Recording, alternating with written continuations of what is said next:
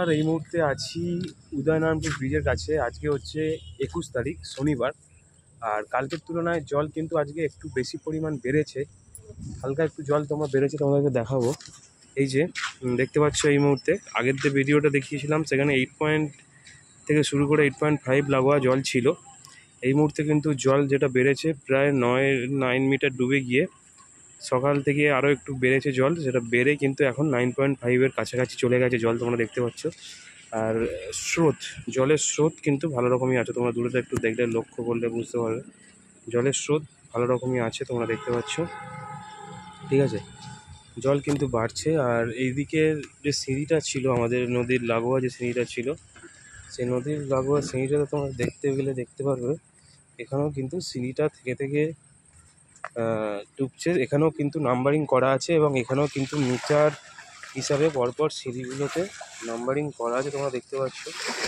এখানে কিন্তু পয়েন্টটা একটু বেশি করে দেওয়া রয়েছে। ওখানে যেমন 9.8 এরকমভাবে 8.5 পরপর দেওয়া রয়েছে, এখানে কিন্তু পয়েন্টটা কম দেওয়া আছে, কারণ সিঁড়ি অনুযায়ী এখানে কিন্তু পয়েন্টটা দেওয়া রয়েছে, তোমরা দেখতে পাচ্ছ। আর এই অনুযায়ী কিন্তু আপাতত সকাল থেকে জল বেড়েছে, দেখতে পাচ্ছ।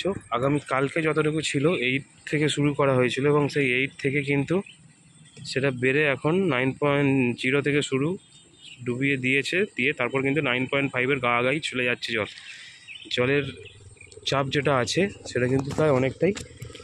আর আজকে যতটুকু খবর পাওয়া গেছে ততটুকু হচ্ছে যে সকাল থেকে 70,000 সামথিং একটু বেশি কিউসেক হারে কিন্তু জল ডিবিসি ছাড়ছে। সেটা কিন্তু এখনও এসে পৌঁছায়নি, এসে পৌঁছালে কিন্তু আরও একটু বেশি পরিমাণ জল বাড়তে পারে। তো এই যে এদিকটা দেখা যাচ্ছে, এদিকটা কিন্তু হচ্ছে আমাদের যে আগের পুরাতন পোল ছিল বা পুরাতন ব্রিজ ছিল ওই সাইডটায়, ওটা ওই প্রান্তটা। আর এদিকটা আমাদের জয়নগরের প্রান্তটা। আর এই যে ব্রিজটা দেখতে পাচ্ছ, এই হচ্ছে আমাদের উদয়নারায়ণপুর বকপোতা ব্রিজ। এখন দুপুর বাজে প্রায় 4টের মতো, বিকেল 4টে 4:30 বাজে। আর এই মুহূর্তে আপডেট তোমাদের সামনে তুলে ধরছি, ঠিক আছে। জলের স্রোতটা তোমরা দেখতে পাচ্ছ, জল বাড়ছে, খুব একটা প্রেশার না থাকলেও এখনও পর্যন্ত যে জলটা ছাড়া হয়েছে টিবিসির তরফ থেকে 70,000 কিউসেক বা 70,000 কিউসেকের একটু বেশি হারে কিন্তু জল ছাড়া রয়েছে। সেই জল এসে কিন্তু এখনও পৌঁছায়নি, তো সেই কারণে এরপরে একটু জল বাড়ার সম্ভাবনা আছে। আর যতটুকু খবর পাওয়া যাচ্ছে, ঝাড়খণ্ডের যে নিম্নচাপ ছিল সেটা অনেকটাই দুর্বল হয়ে গেছে। ঝাড়খণ্ডের নিম্নচাপটা দুর্বল হয়ে যাওয়ার কারণে এখন মোটামুটি পরিস্থিতি সামাল দেওয়ার মতো পজিশানে চলে আসা হয়েছে।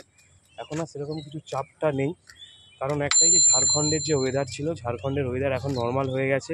থেকে থেকে সেখানেও বৃষ্টি কমে গেছে। আমাদের উদয়নারায়ণপুর ব্লকেও যেমন বৃষ্টি আজকে বিকেল থেকে বা আজকে সকাল থেকে কোনো রকম বৃষ্টি হয়নি, সেটা থেকেই একটা ভালো একটা দিক বলা যেতে পারে। আপাতত আর সেরকম কোনো বন্যার আশঙ্কা নেই।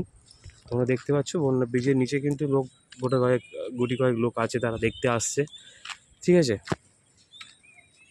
এই আপডেটটা দিয়ে রাখলাম।